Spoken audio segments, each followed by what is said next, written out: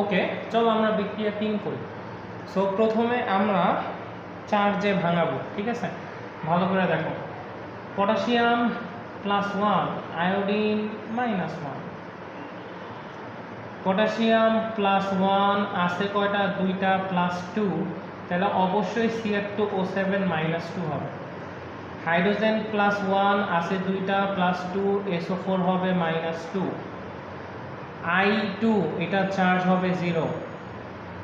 Chromium জানি না, দুইটা আছে। SO4 তিনটা আছে, চার্জ হচ্ছে -2। 3 দুগুণা 6, তাহলে অবশ্যই +3, 3 দুগুণা 6।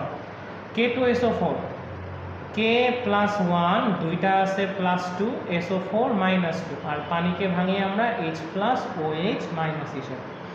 তাহলে আমরা একটু যদি বাদ দেই, K+, K+, K+ বাদ, H+, H+ বাদ, SO4 -2, SO4 -2 বাদ। তার মানে দেখো এখানে আয়োডিন আছে একটা আর ক্রোমিয়াম দিয়ে একটা আছে। ওকে, সো আমি যদি রেখি আয়োডিন -1 ছিল, হইছে I2 0,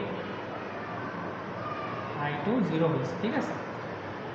আচ্ছা বলো তো, এখানে -1 থেকে 0, তার মানে মাইনাস কমছে, মাইনাস কমছে। মাইনাস কমা মানে ইলেকট্রন ছেড়ে দিছে, ইলেকট্রন ছাড়ন মানে এটা হচ্ছে জারণ বৃদ্ধি। তো খেয়াল করো, এখানে I- থেকে I0 হয়েছে, মাইনাস কমছে, মাইনাস কমা মানে জারণ, মাইনাস কমা মানে ইলেকট্রন ছেড়ে দিছে, ইলেকট্রন ছেড়ে দেওয়া মানে জারণ অর্ধবিক্রিয়া। তাহলে দেখো এখানে -1 থেকে 0 হয়েছে, বাট এখানে আয়োডিন কয়টা আছে? দুইটা। তাহলে তোমাকে অবশ্যই এখানেও কয়টা আয়োডিন দিতে হবে? দুইটা আয়োডিন দিতে হবে। দুইটা আয়োডিন দুইটা ইলেকট্রন যদি ছেড়ে দেয় তাহলে হবে আয়োডিন 0, কারণ একটা আয়োডিন মাইনাস একটা ছেড়ে দিলে আয়োডিন 0 হয়, দুইটা দুইটা ছাড়বে। আচ্ছা, তাহলে বিজারণ অর্ধবিক্রিয়া আমরা একটু দেখি। Cr2O7 -2, এখান থেকে হয়েছে Cr+3। ওকে, ভালো করে খেয়াল করো, এখানে শুধু ক্রোমিয়াম আছে, শুধু ক্রোমিয়াম, তার মানে এখানেও আমার কার চার্জ লাগবে? ক্রোমিয়ামের চার্জ লাগবে। তো আমরা ক্রোমিয়ামের চার্জ বের করব কিভাবে?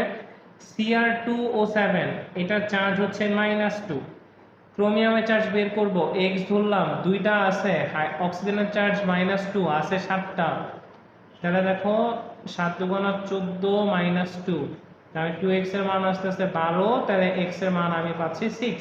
তার মানে এখানে ক্রোমিয়ামের চার্জ হচ্ছে +6, বাট এখানে ক্রোমিয়াম কয়টা? দুইটা, তাহলে এখানে অবশ্যই কয়টা হইতে হবে? দুইটা হইতে হবে। এখন ভালো করে বুঝো, আমি একটার ক্ষেত্রে আগে বুঝাই।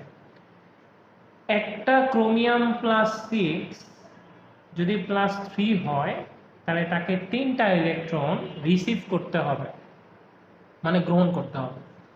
তাহলে একটা যদি 3টা ইলেকট্রন গ্রহণ করে, দুইটা ক্রোমিয়াম ইলেকট্রন গ্রহণ করবে কয়টা? দুইটা ক্রোমিয়াম ইলেকট্রন গ্রহণ করবে 6টা। আচ্ছা, অক্সিজেন 7টা, হাইড্রোজেন আসবে ডাবল 14টা।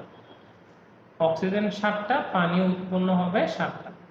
এটা 1 নাম্বার, এটা 2 নাম্বার।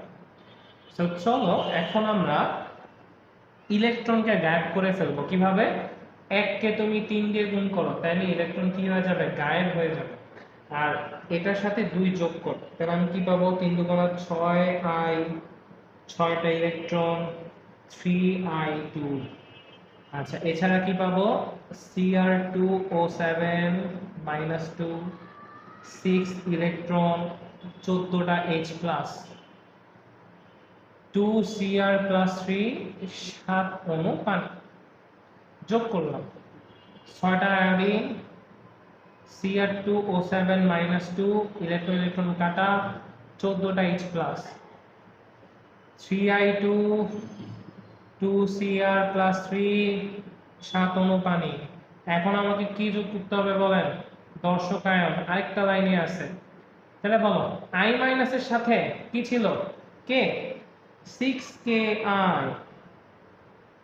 বলো, Cr2O7 -2 এটার সাথে কে ছিল? K2, K2 Cr2O7।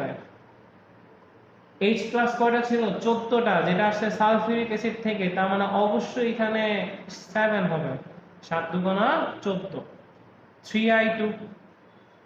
বলো Cr+3 এটা পাইছি কোত্থেকে? Cr2SO4 থেকে, Cr2SO4। এটা আমারও ভুল যায়, এর আগের ভিডিওতেও ভুল হয়েছিল। এখান থেকেই আমি 2টা ক্রোমিয়াম +3 পাবো, তাই এখানে আমাকে +2 দেওয়ার কোনো দরকার নাই। K2SO4 দর্শক আয়ন, K2SO4, তার সাথে পানি কয়টা? 7টা।